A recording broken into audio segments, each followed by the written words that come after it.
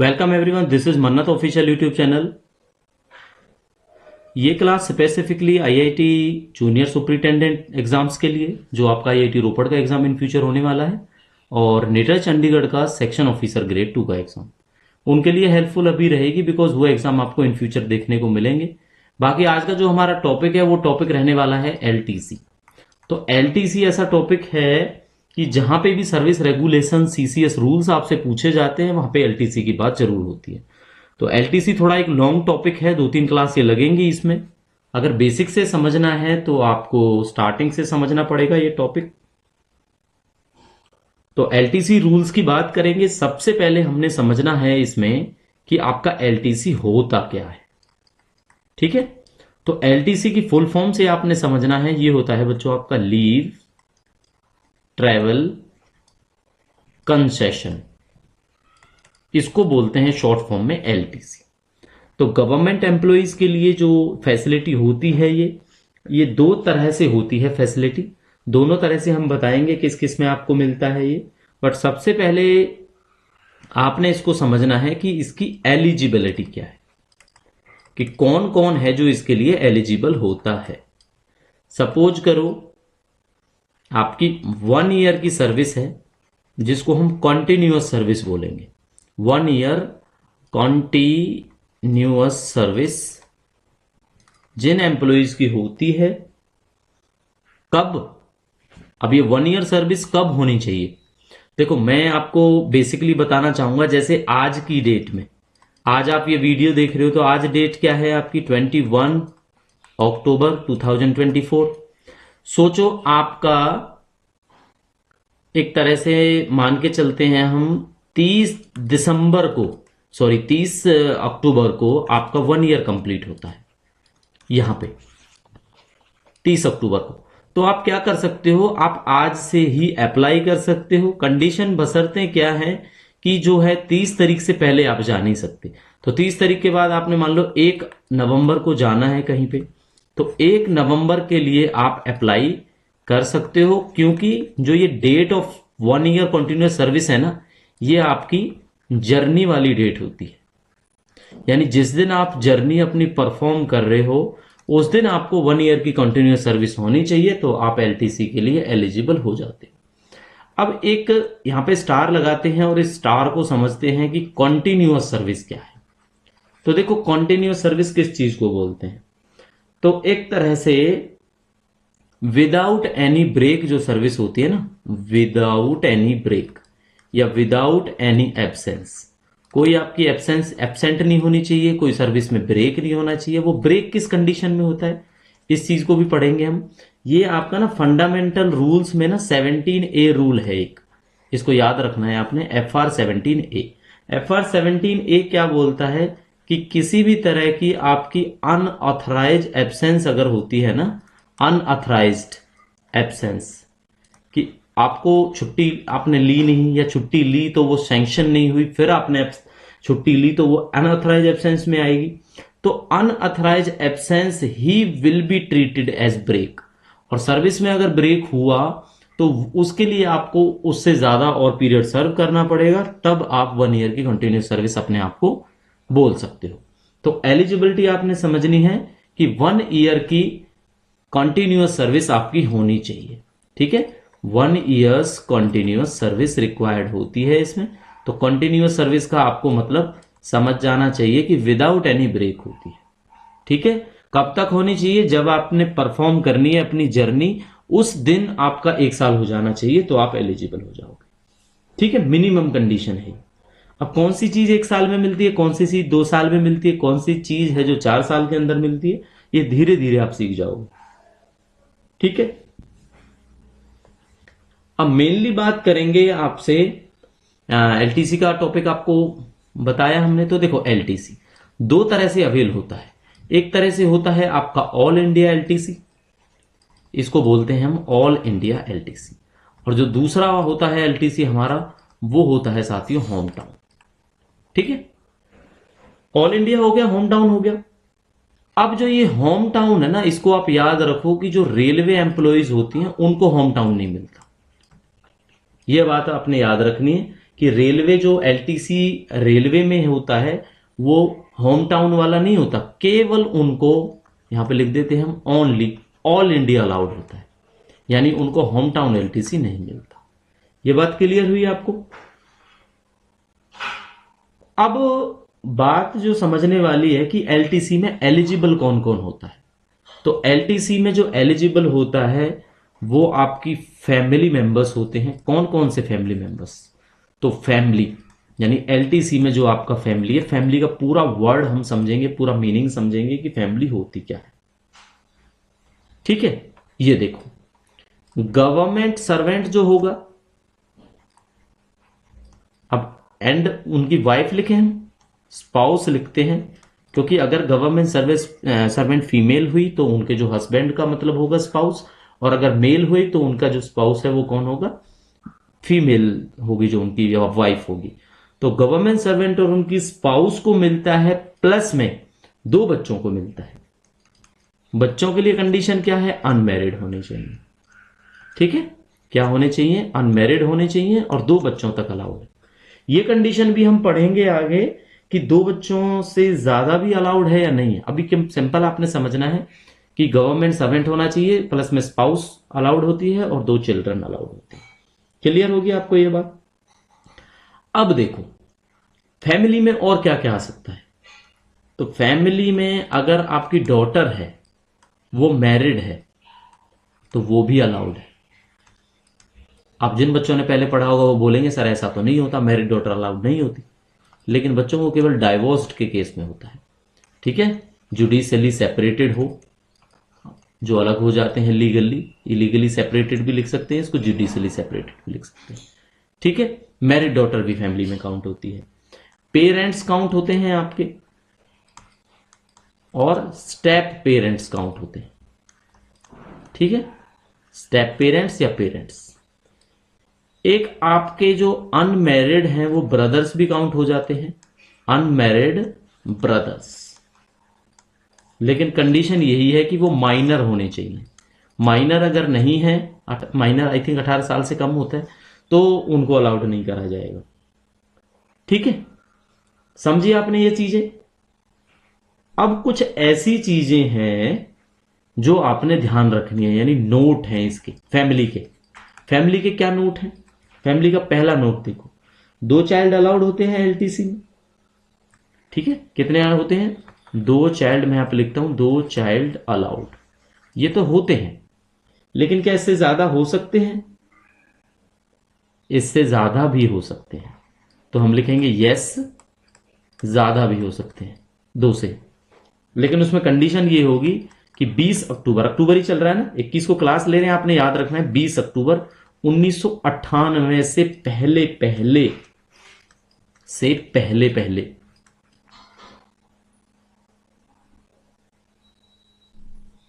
हो वो बच्चे, यानी आपने डिक्लेयर किया हो, उनका बर्थ है जो 20/10/1998 से पहले का हो, तो वो अलाउड है। ठीक है, ये याद रखना है, 2 से ज्यादा अगर आपने डिक्लेयर किया हुआ है तो। सेकंड कंडीशन ये होती है कि वाइफ क्या है? सिंगल अलाउड है। क्या more than one wife allowed है? मोर देन वन, तो आपको क्या लगेगा? नहीं है शायद। तो मोर देन वन वाइफ भी अलाउड है। उसमें क्या कंडीशन है? ये कंडीशंस के बेसिस पे हैं सारे इंस्ट्रक्शन, इसलिए आपको समझाए जाते हैं। इसमें कंडीशन यही है अगर आपने बिफोर मैरिज गवर्नमेंट से परमिशन ली हो तो, क्योंकि गवर्नमेंट आपको सिंगल मैरिज के लिए ही अलाउ करता है, मोर देन वन मैरिज के लिए अलाउ नहीं करते। तो कैसे लिखेंगे? परमिशन परमिस्ड बाय गवर्नमेंट लिख देते हैं। ठीक है, permission granted by government if already taken. अगर ये बात गवर्नमेंट को पता है तो, नहीं पता है बाद में कुछ हुआ है तो अलाउड नहीं है। ठीक है, ये आपका सेकंड नोट हो गया। थर्ड नोट क्या होता है इसमें? थर्ड नोट होगा बच्चों आपका कि जो एलटीसी है, एलटीसी जो है आपका एक तरह से अगर सिस्टर की बात करें तो सिस्टर को तो आपको पता है सिस्टर अलाउड है। कब अलाउड है? If divorced. अगर वो डाइवोर्स्ड हैं तो वो अलाउड हैं। अब क्या उनके बच्चे अलाउड हैं सिस्टर के? मान लो सिस्टर के अगर बच्चे भी हैं और वो जुडिशियली सेपरेटेड हैं तो उनके बच्चे क्या, उनके बच्चे नहीं अलाउड। ये बात आपने याद रखनी, ठीक है। उनके बच्चे अलाउड नहीं होंगे, वो खुद अलाउड हो जाएंगे लेकिन उनके बच्चे अलाउड नहीं होंगे। क्लियर?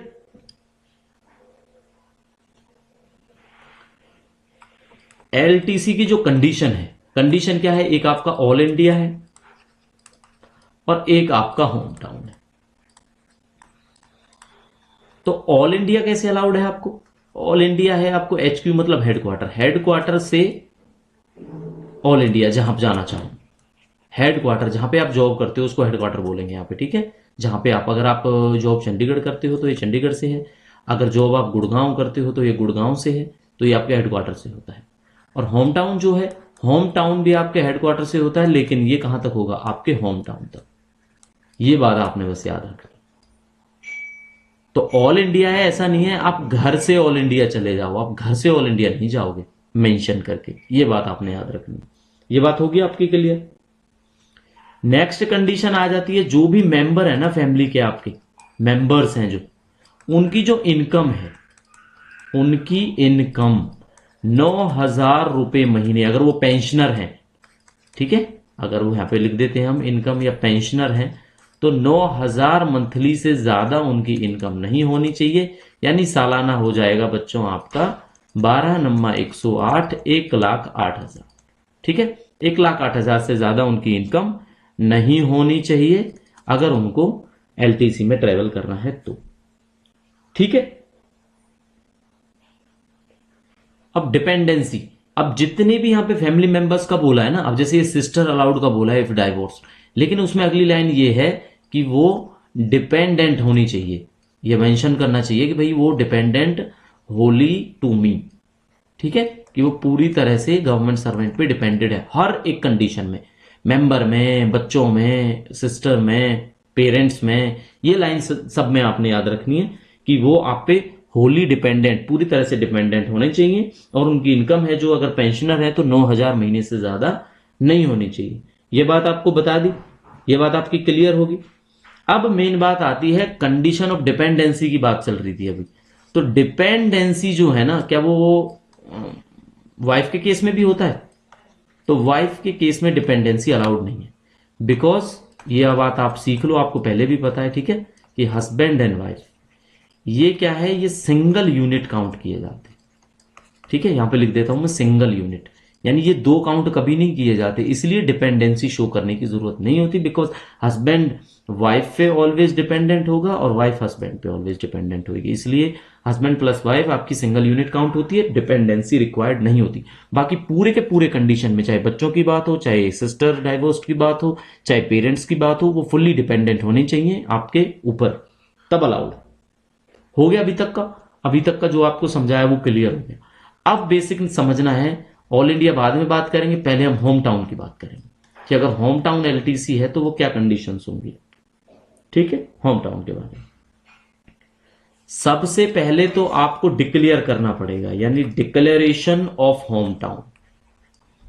तभी मिलेगा आपको। अगर आपने होम टाउन डिक्लेयर ही नहीं किया होगा एट द ज्वाइनिंग टाइम तो आपको होम टाउन नहीं मिलेगा, यानी आपको पहले डिक्लेयर करना पड़ता है। और जो होम टाउन का डिक्लेरेशन है वो वंस इन एंटायर सर्विस लिख देते हैं, वंस इन एंटायर सर्विस। वो पूरी सर्विस में आप एक बार कर सकते हो, एक बार के ज्यादा बार कब कर सकते हो वो कंडीशन आपको थोड़ी देर बाद में बताएंगे। बाकी आपने याद यही रखना है, टोटल सर्विस के दौरान आप एक बार डिक्लेयर कर सकते हो अपने होम टाउन को, जो किससे अप्रूव होगा। अब जो अप्रूवल की बात है ना, वो अप्रूव्ड बाय कंट्रोलिंग ऑफिसर, यहां पे वर्ड यूज किया जाता है आपका कंट्रोलिंग ऑफिसर, ठीक है।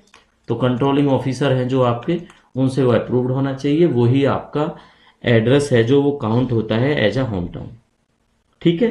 डिक्लेरेशन का बात हो गया आपका। नेक्स्ट बात करनी है, अगर हस्बैंड वाइफ दोनों सर्विस में है तो, एक टॉपिक ये हो गया। दूसरा टॉपिक, हस्बैंड वाइफ अगर दोनों सर्विस में हैं, बोथ इन सर्विस, तो क्या कंडीशन होगी। अगर वो दोनों सर्विस में है तो देखो क्या होगा, वो अपना सेपरेट होम टाउन डिक्लेयर कर सकते हैं। यस, सेपरेट होम टाउन वो डिक्लेयर कर सकते हैं। ऐसा नहीं है उन दोनों को एक ही होम टाउन डिक्लेयर करने की जरूरत है। क्लियर हो गया। लेकिन ये सब आपको पता है किसको करना होता है, ये आपका सीओ वर्ड यूज कर रहे हैं हम, कंट्रोलिंग ऑफिसर। ये आपका कंट्रोलिंग ऑफिसर को ही करना पड़ेगा। क्लियर हुई आपकी बात। नेक्स्ट जो टॉपिक आता है वो ये आता है कि अब उनको क्लेम लेना है। क्या वो अलग अलग क्लेम कर सकते हैं? Yes, they can claim separately. अगर वो अलग अलग अवेल करते हैं तो क्लेम कर सकते हैं सेपरेटली। लेकिन कंडीशन यही है, अगर हस्बैंड वाइफ दोनों एक साथ ट्रेवल करे, एक साथ होम टाउन गए, तो एक ही रिम्बर्स करा पाएगा, दूसरा रिम्बर्स नहीं करा पाएगा। ये बात आपने याद रखनी है।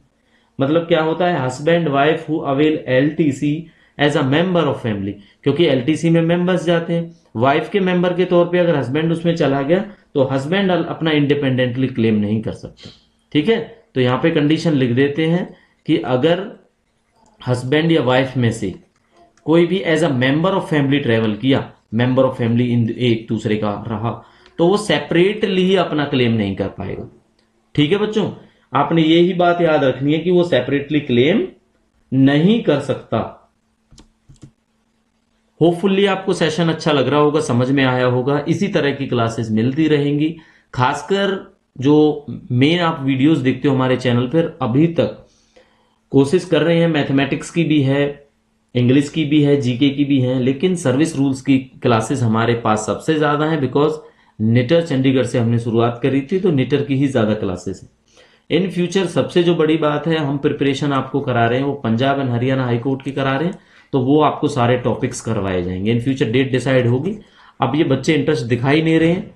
जिन बच्चों को ज्यादा इंटरेस्ट है वो अभी डे 1 से स्टार्ट करते हैं। बाकी कुछ ऐसे होंगे जो एग्जाम डेट आएगी तो भागेंगे, फिर बोलेंगे सर डेली क्लास लाओ, सुबह शाम क्लास लाओ, ज्यादा क्लासें लाओ, फिर पॉसिबल नहीं हो पाएगा। तो अभी से जैसे जैसे क्लासें आती हैं मन लगा के आप प्रिपेयर करो। अब एक बात आती है कि आपको अपना जो एलटीसी जब भी आप अवेल करते हो, ऑल इंडिया एलटीसी, तो आपने प्लेस को डिसाइड करना होता है। ठीक है, यानी जो आपका प्लेस ऑफ विजिट है उसको डिक्लेयर करना होता है। तो प्लेस ऑफ विजिट का डिक्लेरेशन ये क्या होता है, ये आपको पहले ही देना होता है। जब आपने जर्नी करनी है तो उससे पहले ही देना होगा ऑलरेडी टू किससे, कंट्रोलिंग ऑफिसर को, सीओ, कंट्रोलिंग ऑफिसर को देना पड़ेगा। क्या प्लेस ऑफ विजिट को चेंज कर सकते हैं? तो प्लेस ऑफ विजिट को आप चेंज कर सकते हो, कैन चेंज। कब? कंडीशन एक ही है, before commencement of journey, before commencement of journey. अगर जर्नी से स्टार्ट होने से पहले ही आपने बता दिया कि भाई मैं यहां नहीं जाना चाहता, मैं दूसरी जगह जाना चाह रहा हूं, अगर आप दिल्ली की जगह बोलो मुझे बॉम्बे जाना है तो आप जा सकते हो। लेकिन अगर आपने जर्नी का कमेंस कर दी उसके बाद आप अपने आप ही चले गए बॉम्बे, तो आपको अलाउड नहीं किया जाएगा, बिकॉज आपने पहले इंटीमेट करना होता है। ये कंडीशन है इसमें। ठीक है, तो यही जो डिक्लेरेशन है ना आपका, प्लेस ऑफ विजिट का डिक्लेरेशन, ये रूल नंबर 6 के अंदर आता है, आपने याद रखना है। रूल नंबर 6 जो एलटीसी का है उसमें ये बात आती है। ठीक है, 6 के बाद में रूल नंबर 7 क्या है? रूल नंबर 7 भी आपने याद रखना है, वो आपके पेपर में काम आएगा कि without any leave, without any leave आप एलटीसी नहीं ले सकते। किस तरह की लीव? चाहे आप सीएल लो, चाहे आप स्पेशल कैजुअल लीव लो, चाहे आप आंड लीव लो, लेकिन लीव लेनी पड़ेगी आपको, तब ये माना जाएगा। अब बात आ जाती है वीकेंड की कि क्या सर मैं वीकेंड में ले सकता हूं? वीकेंड में ले तो सकते हो, ठीक है, आप ले सकते हो, लेकिन विदाउट एनी लीव आपको परमिट नहीं किया जाएगा। आपको कोई ना कोई लीव लेनी होगी, वीकेंड में आप भले चले जाओ, लेकिन ऐसा नहीं होगा। जैसे मान लो आपकी जॉब है Monday to Friday, Monday to Friday में आपका सैटरडे एंड संडे वीकेंड है। आप बोलो सैटरडे संडे में मथुरा जाके आ गया, ठीक है, सैटरडे संडे में वाराणसी जाके आ गया और मंडे आप ड्यूटी आ जाओ, तो आपको एलटीसी नहीं दिया जाएगा। ठीक है, चाहे मंडे आप छुट्टी ही लो या आप फ्राइडे छुट्टी लो, बट छुट्टी लेनी जरूरी है, ये बोलता है हमारा रूल नंबर 7। ठीक है, तो रूल 6 में क्या था? रूल 6 था कि आपको प्लेस ऑफ विजिट का डिक्लेरेशन देना है। रूल 7 क्या था? Without any leave you can not avail LTC. ठीक है, वीकेंड में तो बिल्कुल नहीं ले सकते। तो ये बात आपको क्लियर होगी, ये आपके समझ में आ गया रूल 7 भी। अब क्या है, अब हम आपको बताएंगे, ट्रेन का भी बताएंगे, पहले एयर ट्रेवल बताते हैं आपको। अगर आपने एयर से ट्रेवल करना है तो क्या आपकी पे लेवल यानी सैलरी होनी चाहिए जिसपे आप कर सकते हो। तो देखो, अगर आपका पे लेवल 9 से लेके 13 तक है तो आपको अलाउड होगा बच्चों इकोनॉमी। ठीक है, ये इकोनॉमी क्लास है जो एयर ट्रेवल की, ये अलाउड होगी। और आपका पे स्केल 14 से लेके 18 तक है तो आपको अलाउड हो जाएगा बिजनेस क्लास। ठीक है, कौन सी क्लास अलाउड है आपको? बिजनेस क्लास में आप एलटीसी अवेल कर सकते हो। ये टॉपिक अभी भी एलटीसी का है, कंफ्यूज मत होना आप। ठीक है, अब 9 से 13 में क्या है आपको पता है? 9 से 13 में कौन कौन से लेवल आते हैं? 9 आता है, 10 आता है, 11 आता है, 12 आता है, 13 आता है। लेकिन 13 के साथ 13A भी याद रखना है, तो मैं यहां पे लिख सकता हूं 9 से 13A। ठीक है, 14 में से 18 में कौन सा आएगा? 14, 15, 16, 17, 18, ये लेवल्स आपके 14 to 18 के अंदर आते हैं। तो 14 से 18 लेवल की अगर आपकी जॉब है तो आप बिजनेस क्लास में ट्रेवल कर सकते हो। लेवल 9 से लेके एज पर 7 CPC, लेवल 9 से लेके लेवल 13A तक आप इकोनॉमी क्लास में ही ट्रेवल करोगे। ये मेंशन्ड है आपका एलटीसी के एयर ट्रेवल रूल में कि आपको एयर ट्रेवल कितना अलाउड होगा। तो बच्चों, आज की क्लास आपकी यहीं पे पॉज रहेगी। सेकंड थर्ड क्लास में हम पूरा एलटीसी का टॉपिक कवर करेंगे। तो आपने अगर अभी तक हमारी मेंबरशिप जो कि यूट्यूब पर आपको अवेलेबल है, बेनिफिट्स आप अपने देख चुके हो, अर्ली एक्सेस मिल जाता है वीडियोस का 29 रुपीज में। आपको अर्ली अप्रोचेस के साथ में एक बैच मिल जाता है जिससे आप कोई भी कमेंट भेजोगे तो उसका रिप्लाई करने की कोशिश एज सुन एज हम करेंगे। बाकी पंजाब एंड हरियाणा हाईकोर्ट के पीएन की प्रिपरेशन आपको कंटिन्यूसली देखने को मिलेगी। आईआईटी रोपड़ और नेटा चंडीगढ़ के एग्जामिनेशन के लिए आप ये वाली क्लासेस फॉलो कर सकते हैं। तो मिलते हैं साथियों नई वीडियो के साथ, तब तक के लिए thank you and see you soon.